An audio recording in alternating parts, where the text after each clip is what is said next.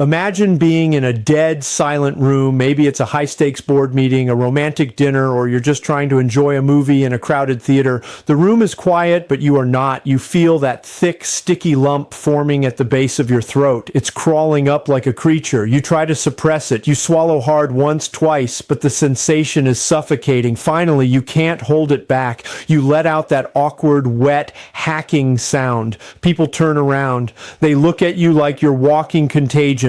You smile apologetically, take a sip of water, and pray it goes away. But here is the brutal truth. It never goes away, does it? And this is where most people get it wrong. You've probably spent months, maybe even years, treating this like a cold that just won't die. You've drowned yourself in ginger tea with honey. You've popped cough drops like they were candy until your tongue went numb. You've chugged gallons of water hoping to wash that mucus down. But 10 minutes later, that sticky globus sensation is right back choking you. It's exhausting. It's humiliating. And late at night, when you're lying there trying to sleep, but you keep waking up to clear your throat, you start wondering the dark questions. Is there something seriously wrong with me? Is this permanent? Listen to me closely. You are not crazy, and you are not sick with a supervirus. Your throat is screaming for help, but it's speaking a language you haven't learned yet. I see this specific frustration every single day. People walk in convinced they have chronic bronchitis or severe allergies, but they are fighting a ghost.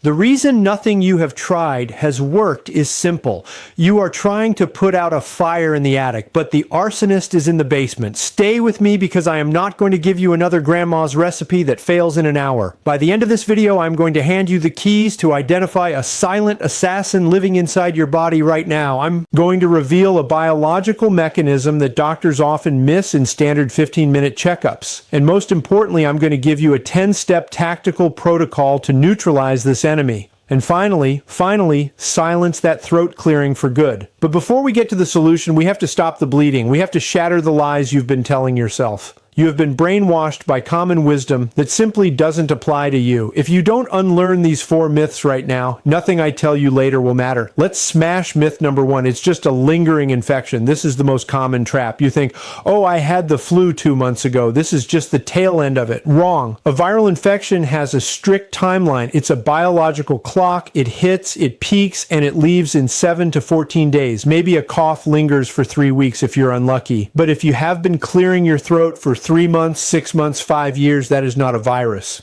That is a chronic structural failure. If you don't have a fever, if your body doesn't ache, but that mucus is constantly regenerating, stop treating it like a cold. You are taking immune boosters for a problem that has nothing to do with your immune system. And that leads us directly to myth number 2, which is even more expensive. It must be allergies. I bet you've spent a fortune on antihistamines. You think it's the pollen, the dust mites, the cat dander. Yes, allergies cause post-nasal drip. That is real. But allergies are consistent. They follow patterns. They explode in the spring or when you clean the dusty garage. They respond to medication. If you pop a Claritin and nothing happens, if you have this phlegm in the dead of winter inside a clean office and it never changes regardless of where you are, it's not an allergy. You are drugging your body to dry out mucus, but you aren't stopping the production source. You're just making the phlegm thicker and harder to clear. But wait, it gets trickier. Myth number 3, it's the environment. Sure, if you smoke a pack a day, stop the video, quit smoking, and come back. That's obvious. But I am talking to the health-conscious people here. I treat vocal coaches, marathon runners, and yoga instructors who have never touched a cigarette, live in clean air, and eat organic. Yet they sound like they've been smoking for 20 years. They blame pollution. They blame the air conditioning. It's a convenient excuse, but it's a distraction. If your partner lives in the same house and breathes the same air but doesn't have the phlegm, the problem isn't the air. The problem is inside you. And finally, the most depressing myth, number 4. I'm just getting old. This is the surrender flag. You think that because you're over 40 or 50, your body just naturally produces goop. No, absolutely not. While tissues dry out slightly with age, constant irritation and inflammation are never ever normal. Accepting this as part of aging is dangerous because you are ignoring a red flashing light on your body's dashboard. This symptom is a warning. If you ignore it, it can lead to cellular changes that are much harder to fix down the line. So if it's not a virus, not an allergy, not the air, and not your age, what the hell is it? What is generating this endless supply of slime? The answer is going to shock you because the geography is all wrong. You feel the problem in your neck, but the villain is in your gut. Welcome to the world of silent, luring aperineal reflux, or LPR, but don't click away thinking I don't have heartburn. This is the twist that ruins everyone's diagnosis. See, when people hear reflux, they think of GERD. They think of that burning chest pain after eating a spicy pizza. They think of needing Tums. But LPR is the silent assassin. More than 50% of people with this condition have zero heartburn. None. Why? Because the enemy isn't liquid lava. It's a toxic aerosol. Let me paint the picture so you never forget it. Your stomach is a tank of hydrochloric acid stuff strong enough to dissolve metal. At the top of the stomach, you have a heavy door. The lower esophageal sphincter, its job is to stay shut. But for you, maybe due to stress, pressure, or anatomy, that door is slightly cracked. During the day, gravity helps keep the liquid down, but at night, or when pressure builds, it's not the heavy liquid that escapes. It's a fine microscopic mist, a gas. This acid mist travels up your esophagus. It bypasses the chest, which is why you have no heartburn, and goes straight to the penthouse, your throat, your voice box, your sinuses. Now, here is the critical difference. Your esophagus is lined with tough snake-like skin designed to handle a little acid. Your throat is lined with delicate, sensitive tissue like the inside of your eyelid. When that acid mist hits your larynx, it's like spraying pepper spray on an open wound. So what is the phlegm? This is the aha moment. The phlegm is not the disease, the phlegm is the bandage. Your body senses a chemical burn occurring every single night, so it frantically produces thick, viscous mucus to coat the throat and protect the tissue from being eaten alive. That lump you feel, that's inflammation. That's your throat swelling up in defense. When you clear your throat, you are scraping off the bandage. Your body screams, "We are exposed," and immediately produces more. You are trapped in a war between your stomach's attack and your throat's defense. But it gets worse. There is a secret weapon involved. This is the science your doctor probably didn't explain. It's called pepsin. Pepsin is a digestive enzyme produced in the stomach. Its only job in life is to digest protein. It breaks down steak. But in silent reflux, this enzyme floats up with the acid mist and latches onto the tissues of your throat. It embeds itself in your vocal cords and your sinuses. And here is the horror movie part.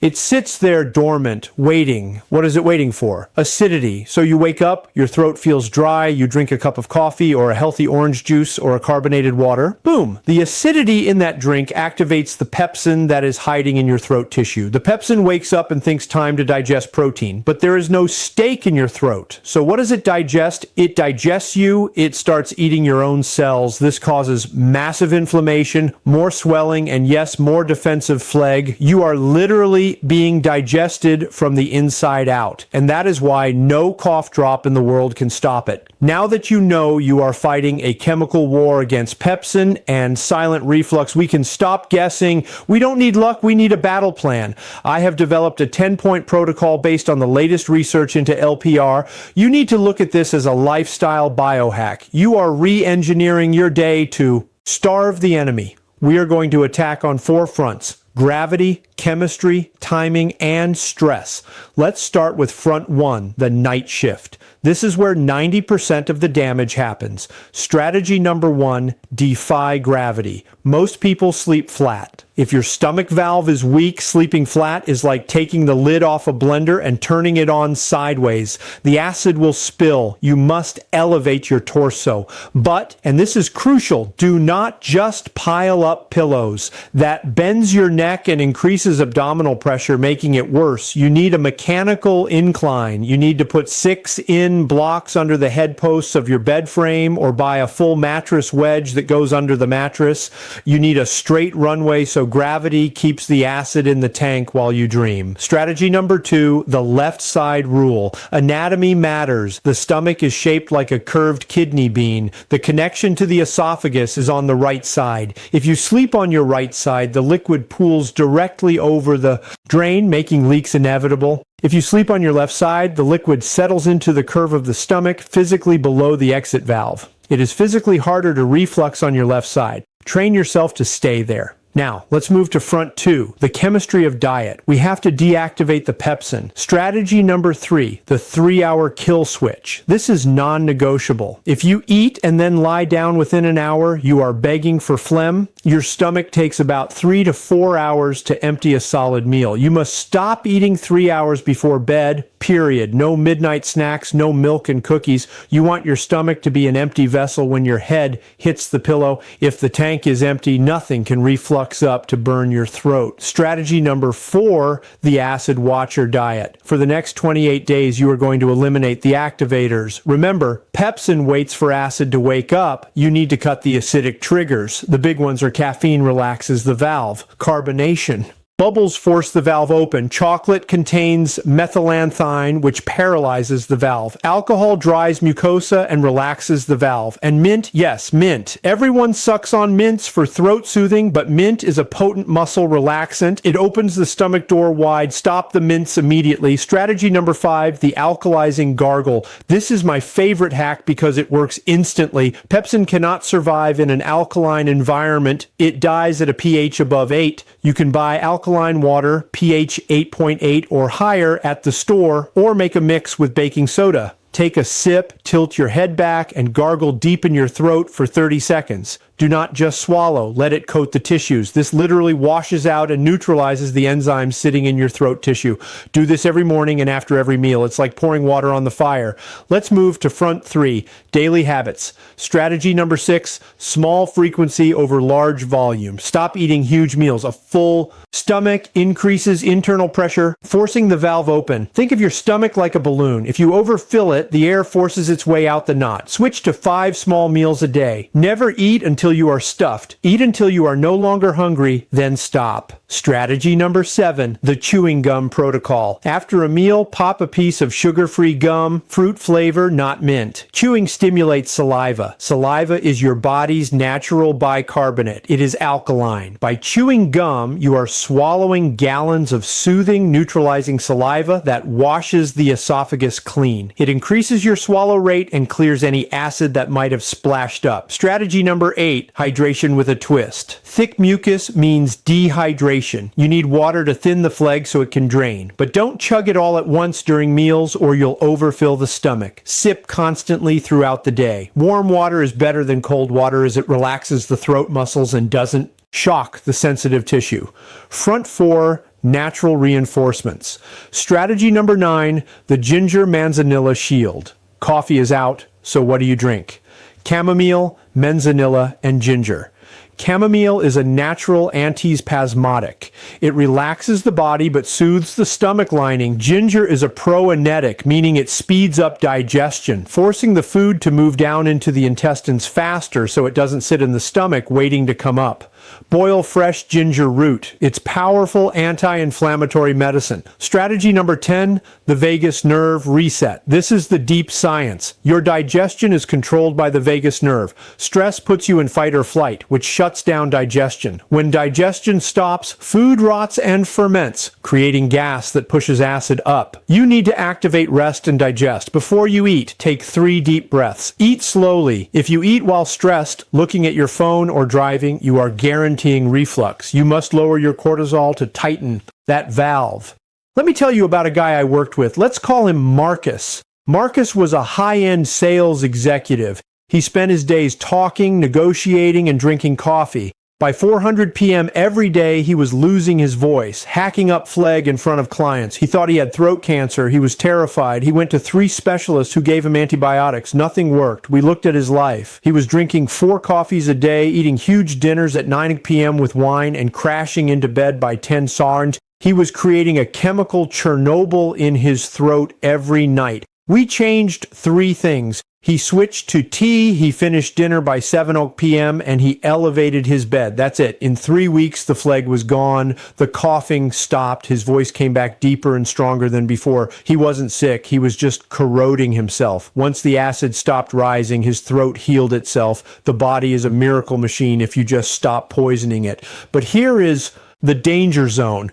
You might try this for 2 days, feel a little better, and then go back to your late night pizza and wine. Don't do that. Tissue healing takes time. Your throat has been burned for months. Give it at least 28 days of strict protocol to regenerate that delicate lining. Here is your mission for today. I want you to do one thing immediately. Go to your bedroom and figure out how to elevate that bed tonight, not tomorrow. That single gravity hack can reduce your symptoms by 50% overnight. Then go to your kitchen and throw away the mints. This phlegm is not your destiny. It is a signal. Your body is smart, and now you are smarter. You know the enemy is silent reflux. You know the weapon is pepsin, and you have the 10-point arsenal to destroy it. I want to know which of these habits is your biggest weakness. Are you a late night eater, a coffee addict, a stress junkie? Tell me in the comments below. I am quitting, and fill in the blank. Let's hold each other accountable. Don't let a loose valve silence your voice. Take control, follow the plan, and breathe easy. Click that subscribe button if you want more truth about your health that doctors forget to mention.